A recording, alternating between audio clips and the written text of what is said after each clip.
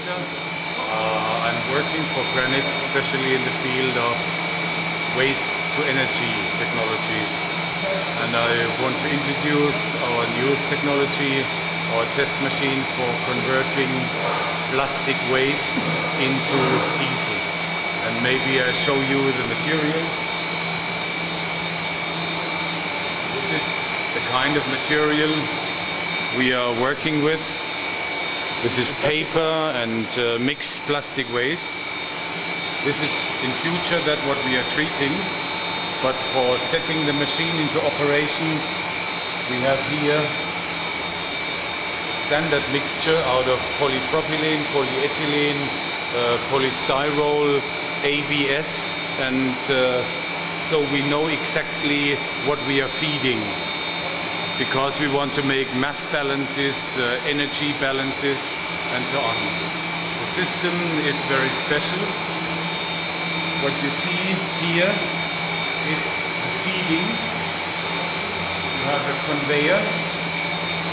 The screw conveyor feeds it to the top,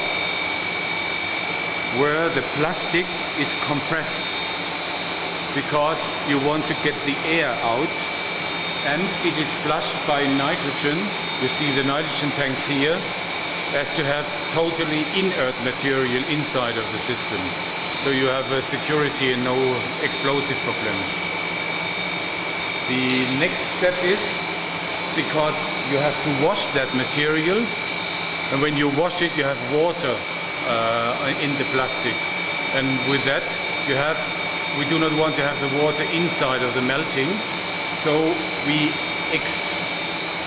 heat it up to 100 degrees and flush it out of the system on this little hook, and then it is condensed in the water condensers.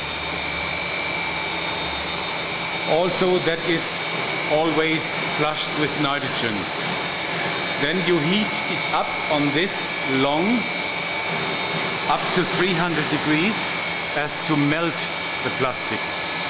But it's not cracking here, it's only melting and making it liquid. Then you introduce it into this part with a big chamber. This is the so-called cracking reactor. If you follow me,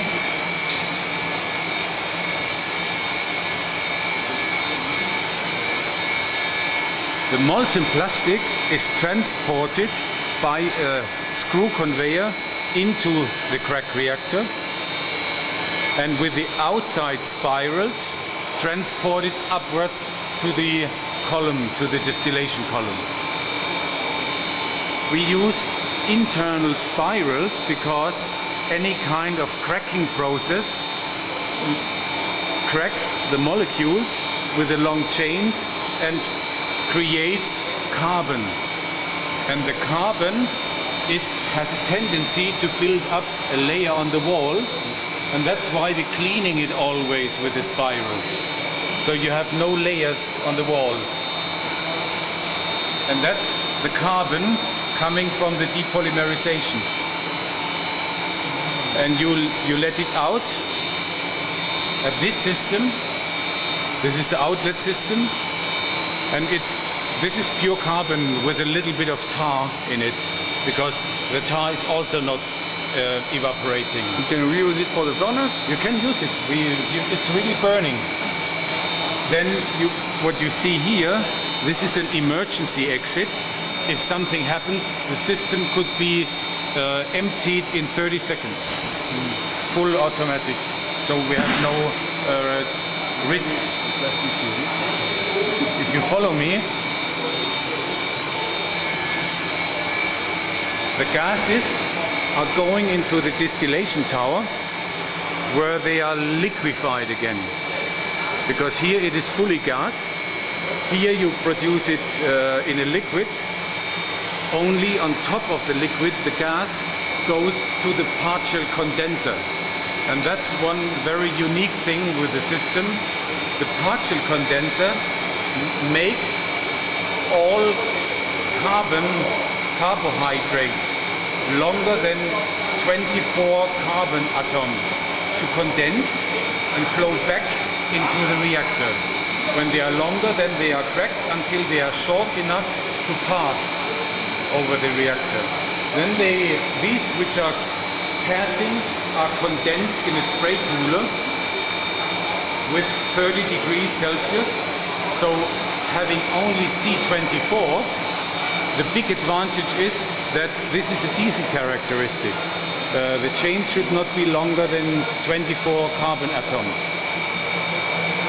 The molecules which could not be condensed at 30 degrees, this is methane, heptane, all these parts, these are staying gaseous and are later used to fire and to give the external energy. Here we are using electricity for the test machine to heat it from outside. Another very important part of that is when you want to make pure liquid, then you have to crack at relatively low temperatures. Because if you go to very high temperatures, like competitors do, then you have the problem that from 550 to 600 degrees on, the molecules, the carbohydrates, are cracked into carbon and hydrogen. And this is what we do not want. We do not want to produce hydrogen in the machine. In the moment we have excellent results. We have a pure spectrum of C10 up to C24. We made a lot of gas chromatography research, and it is no sulfur, no heavy metals, no containing. It's an excellent material, and we produced wonderful winter diesel by condensing at 30 degrees, because then we have the light molecules also in it.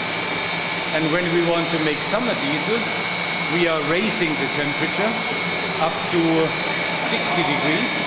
Then the small molecules are not condensing anymore, and we have only C9 to C24. This is the summer diesel. The winter diesel has volatile material like benzene, pentane, and all that kind of material. So we can produce direct the diesel quality what we want. You can put it into your diesel when you want, but I do not believe that the tax will like it, because they want the road tax on top of it. So what we do is we fire it in the moment in the central heating. Since 5 days without any emissions, it's like natural gas. Maybe I can show you a little bit. Hast du eine Probe? Really the material coming out.